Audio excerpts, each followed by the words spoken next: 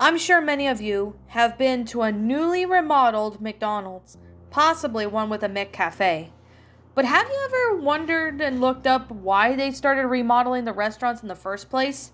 The first McCafe in the States popped up in Chicago back of May of 2001. That was just the beginning. Now, over the last 5 years, McDonald's has taken to remodeling every single restaurant in America. Most of you might be asking yourself, how long has it been since you stepped foot in an old McDonald's? Ask anyone who has done some market research, and you'll hear something strange. McDonald's loses money in the process. In fact, the new furniture isn't pulling any new customers, and the McCafe can't sell coffee that cheap and turn to a profit. Look at Starbucks prices and you'll see what I mean. Skate holders may be wanting more of an adult vibe to the restaurant. A classier look for a classier America. Wrong answer. Google it right now. What's McDonald's target age group? It's children and teens. It always has been. So then why did they start with all these remodels? Why would one of the most corporations in America spend over $1 billion on a terrible marketing strategy?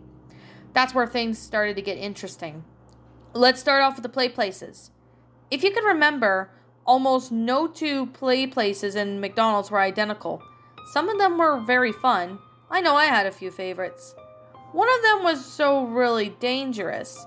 The first gem I could find was the Carousel play place in Lancaster, Pennsylvania, back in the 1980s, that got shut down mere months after opening.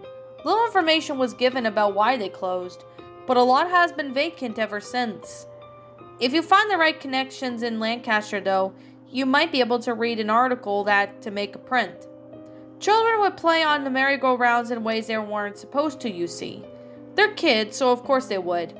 Well, one day one of the kids managed to crawl underneath the thing, then they never made it back out. The whole incident was so heavily guarded by the McDonald's PR, you'd be troubled to find a single person that was even there the whole afternoon. Only witness anyone could find was hard to say. When they went under, few parents started to call for help. Then something happened to the lights and the carousel just kept getting brighter. The music was deafening. I ran out of the building when the machine started to smoke. I looked back to the window to see if any of the kids were alright. The employees were just standing there behind the registers. They looked like as they were still waiting for customers. Weirder and weirder stories started to pick up throughout the years. Reports of children sinking into ball pits that could only be a foot deep. Mothers searching for play tubes for their kids, only to find a lonely pair of shoes.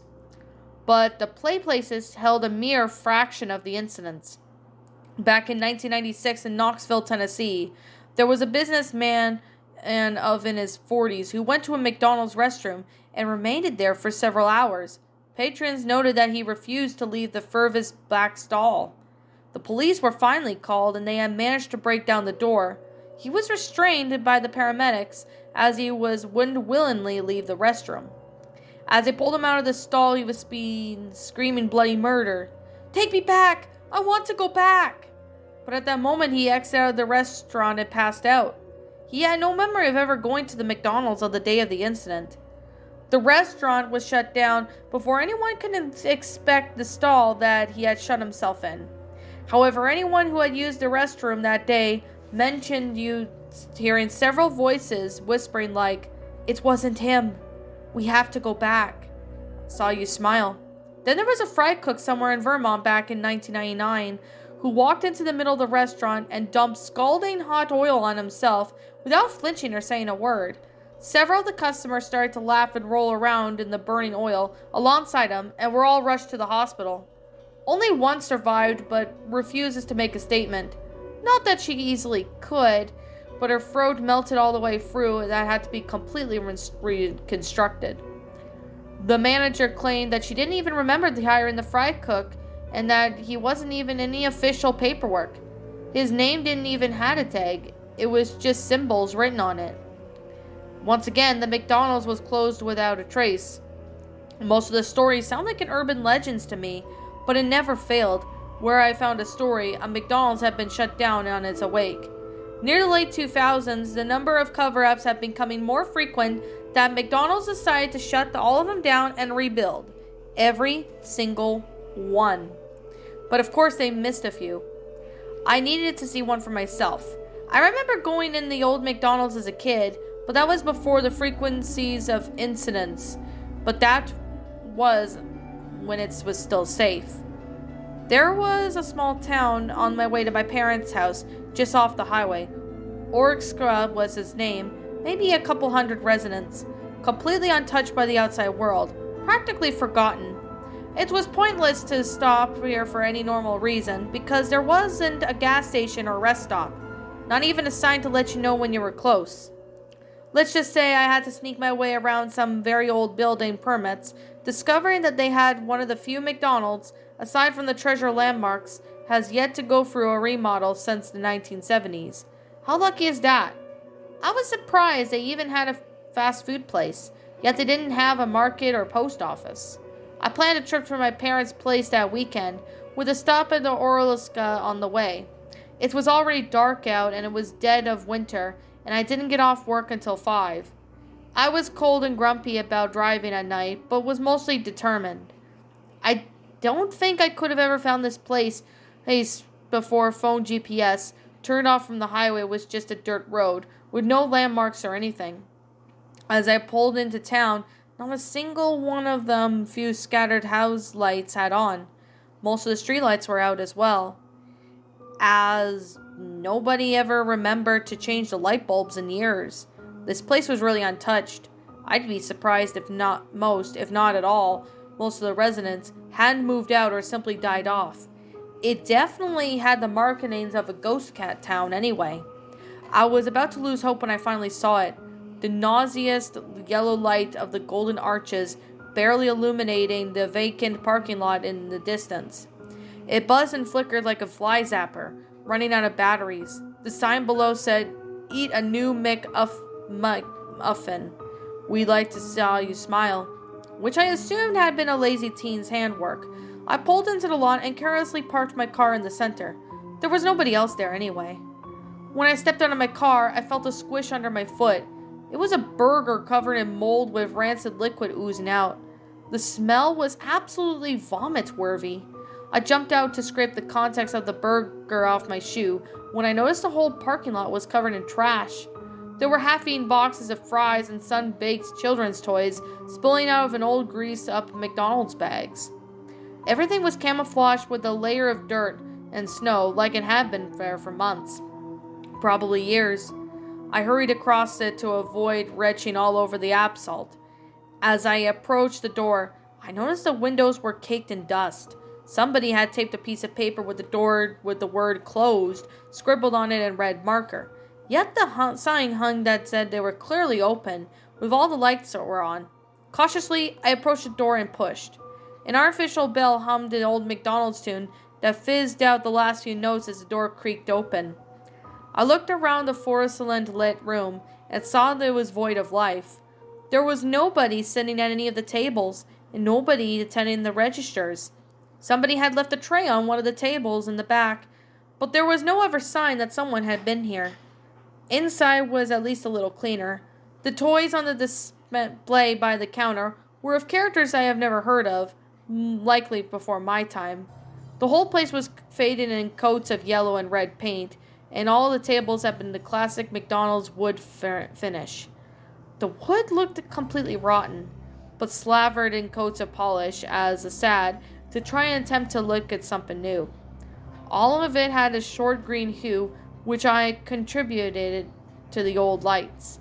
The most noticeable element, though, there was a terrible burning plastic smell that stung my nose. I went up to the register. If anyone was even over there. I felt like I shouldn't order anything, but I was hoping maybe I could ask someone a few questions. I waited for a good 15 minutes in silence. I shouted a hello with only a muted echo in response. I hadn't been to a few McDonald's with bad services in the past, but this was insane. With how dirty the whole place was, I would have expected such. Just as I was about to turn around and give up, the cash register popped open. It was practically begging for me to take a tip for myself. Besides, didn't I deserve a slight reward for wasting my time here? I casually walked over to it and saw at least a dozen $20 bills stacked high. Looking around to make sure nobody was looking, I reached in to take a few bills when the thing suddenly snapped and closed right on my fingers. The metal dug deep into my flesh, leaving a dark trail of blood down the side of the counter. I yelped in pain. Behind the counter at the other end of the grill was a first aid kit hanging on the wall. The lights were burnt out in the kitchen area, but I needed a bandage pronto. I hopped over to the table, made my way over to the back. The burning smell seemed to get stronger as I walked. I noticed the grill was covered in a thick layer of grease, completely unsuitable for cooking. I passed by the frying station and the oil was filled with the top with maggots. I quickened my walk to the first aid kit, hoped to get patched up and out of there as soon as possible.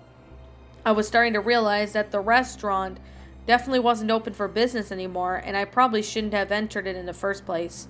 I opened up the first aid kit and had to swallow some vomit. A cloud of mold burst out from every direction in the same building of the black ooze that was on the burger outside. I started coughing and waving my hand in the air to clear the mold dust floating around. The same bell I heard playing that McDonald's tune started up again. I studied myself as I assumed it was broken, like the rest of this dump. I looked back towards the door counter and noticed that everything seemed further away. I must have been disoriented from losing blood and that awful smell. I looked down at my hand to see how bad the wound was, and my eyes widened.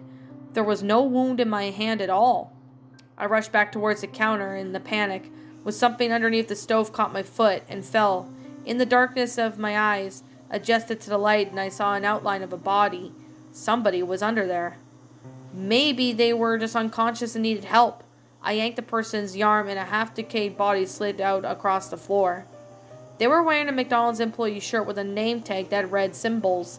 Their mouth was contorted into a sickening grin, but their eyes were screaming. I tried to shout out, but no sound came out. Then I was trying to wake up from the nightmare. As I scrambled to get back up to the counter, the lights had started to dim and the McDonald's tune was getting louder, the notes fizzing and disoriented as it played. I once had my grip above the counter. I froze. The sense entering, I never looked at the side of the restaurant, the opposite side of the counter. There was a play place. The glass separating the main restaurant and from the play area had hundreds of body handprints smearing down the door or in the floor. The tube slides was caved with chunks of red liquid spewing out from the tiny hole left at the bottom. There was a row of nooses tied to the monkey bars, with the corner of the employees wearing the same symbol name tags hanging from them. Tables around the perimeter had skeletons with rotting food left on trays. Some of the food was hanging from the skulls' mouths. I looked on in horror and was shocked to even move. While the rest of the restaurant was dark, a bulb on the center of the play place continued to glow like a carnival spotlight. Below it was a massive ball pit, barely able to contain any of its colored plastic balls. It was smoking still underneath the blaring white light, making that awful plastic burning smell. The balls began to rattle and fall off the edge when something alongside started shuffling around. I wanted to run so badly, but my body refused. Suddenly the music wasn't dead and the movement stopped. A yellow glove slowly crept up towards from the pit below, quivering its fingers as it went. A connected red and white sleeve came after it, slowly altering the colors as it appeared from underneath. The arm continued to reach towards the sky, glowing more and more, while its joints popped and crackled like breaking branches. But by the end of the arm, had to be at least 6 feet long. It finally reached out for the bulb on the ceiling with its gangly gloved fingers and began to twist it loose. I broke it into a sprint, jumping over the counter and toppling the chairs as I went. The last light just went out just as I got to the exit. I bashed through the door, breaking the glass in the process. As I rolled onto the parking lot, I heard a distant scream, and then something whispered right next to my ear in dead silence. It had to be the same tiny distortion of the McDonald's tune. "Come back. I want to see you smile." I haven't even told anyone about what happened out there that night. There was an article online saying that one Orska burned to the ground a few days later. I don't even know if it was a cover-up or something else, but I'm never going back to find out. I didn't share this because I want you to get involved. By the way, I shared it to warn you what happens if you do. You can go to a new McDonald's, keep getting your Big Macs, get your McCafe coffee. That's fine. They did some remodeling to keep them safe, at least for now. But don't ever go into an old McDonald's, not even the drive-thru.